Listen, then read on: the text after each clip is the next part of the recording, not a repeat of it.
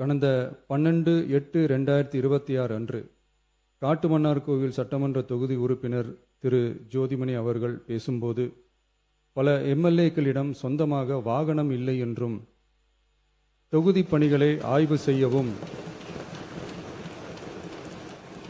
பார்வையிடவும் கடினமாக உள்ளதாகவும், லஞ்சமில்லாத நேர்மையான ஆட்சி அமைய உறுப்பினர்களின் அடிப்படை தேவைகளை அரசு பூர்த்தி செய்ய வேண்டும் என்றும் கோரிக்கை வைத்தார்.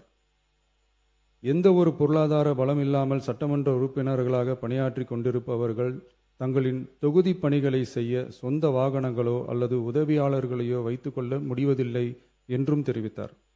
மேலும் இது தொடர்பாக கோரிக்கைகளும் வரப்பெற்றது. மக்களாட்சியின் மிக முக்கிய தூண்களில் ஒன்றாக விளங்குபவர்கள் மாண்புமிகு சட்டமன்ற உறுப்பினர்கள். தமிழ்நாடு சட்டமன்ற வரலாற்றில் எளிய பின்னணியில் இருந்து பணபலமோ அரசியல் பின்னணியோ இன்றி மக்களின் பேராதரவோடு முதன்முறையாக சட்டமன்றத்திற்கு தேர்வு செய்யப்பட்டுள்ள முதல் தலைமுறை சட்டமன்ற உறுப்பினர்களின் எண்ணிக்கை குறிப்பிடத்தக்க அளவில் உயர்ந்துள்ளது. 29/3/2026 அன்று நடைபெற்ற தமிழக வெற்றிக் கழக வேட்பாளர் அறிமுக கூட்டத்தில் நேர்மையாகவும் வெளிப்படைத்தன்மையுடனும் மக்கள் பணி செய்து ஊழலற்ற லஞ்ச லாவண்யமற்ற நிர்வாகத்தை மேற்கொள்வது என அனைத்து வேட்பாளர்களும் எடுத்துக்கொண்ட உறுதிமொழிக்கு ஏற்ப அதே பாதையில் தேர்ந்தெடுக்கப்பட்ட சட்டமன்ற உறுப்பினர்களும் செயல்பட்டு வருகின்றனர். மக்களுக்கான நிர்வாகம் நேர்மையின் பாதையில் என்ற அடிப்படையில் லஞ்ச லாவண்யமற்ற நேர்மையான மற்றும் வெளிப்படையான நிர்வாகத்தை அடித்தட்டு மக்கள் வரை கொண்டு சேர்க்கும் நோக்கில் தமிழக வெற்றி கழக அரசு செயல்பட்டு வருகிறது. தங்களது தொகுதி மக்களின் குறைகளை கேட்டறியவும் அரசு திட்டங்கள் மக்களை சென்றடைவதை கண்காணிக்கவும் தங்களின் தொகுதி முழுவதும் தொடர் பயணங்களை சட்டமன்ற உறுப்பினர்கள் மேற்கொள்ள வேண்டியுள்ளது.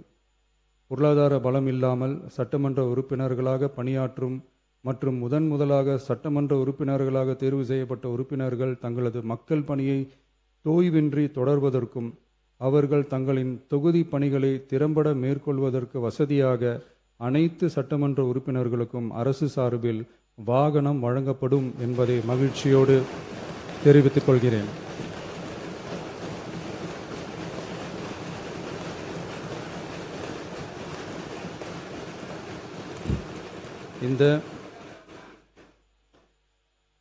இந்த அறிவிப்பு சட்டமன்ற உறுப்பினர்கள் தங்களின் பயண தேவைகளுக்காக பிறரை சார்ந்து இருப்பதை தடுத்து அவர்கள் எவ்வித சமரசமும் இன்றி சுதந்திரமாகவும் நேர்மையாகவும் தங்களின் தொகுதிக்கு உட்பட்ட கிராமப்புற மற்றும் தொலைதூர பகுதிகளுக்கு எளிதாக பயணம் செய்து தொகுதி முழுவதும் உள்ள மக்களை நேரடியாக சந்தித்து அவர்களின் குறைகளுக்கு தீர்வு காண வழிவகுக்கும். அதோடு மட்டுமின்றி சட்டமன்ற உறுப்பினர்களின் பொருளாதார சுமையை குறைத்து கடைக்கோடி மக்களுக்கு லஞ்ச லாவண்யமற்ற நேர்மையான மற்றும் வெளிப்படையான நிர்வாகத்தை அளிக்கவும் உதவும்.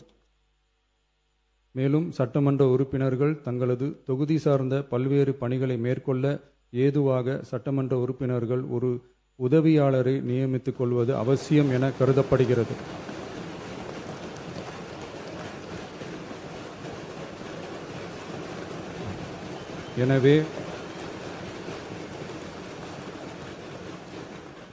எனவே சட்டமன்ற உறுப்பினர்களுக்கு அரசு வாங்கி வழங்கும் வாகனத்தை பராமரிக்கும் விதமாக வாகனத்திற்கு ஓட்டுநர், எரிபொருள், வாகன பராமரிப்பு உள்ளிட்ட செலவினங்களுக்காக மாதந்தோறும் ரூபாய் 75,000 வாகன படியாகவும்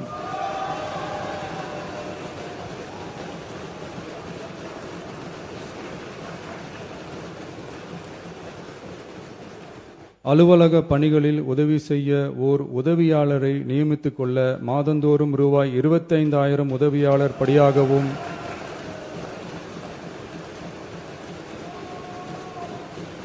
வழங்கப்படும். இதற்காக உரிய சட்டத்தில் திருத்தங்கள் மேற்கொண்டு ஆணைகள் வெளியிடப்படும் என்பதையும் தெரிவித்துக் கொள்கிறேன். நன்றி. தமிழக முதல்வர் அவர்களே மற்றும் அமைச்சர் பெருமக்களே, எதிர்க்கட்சி தலைவர் அவர்களே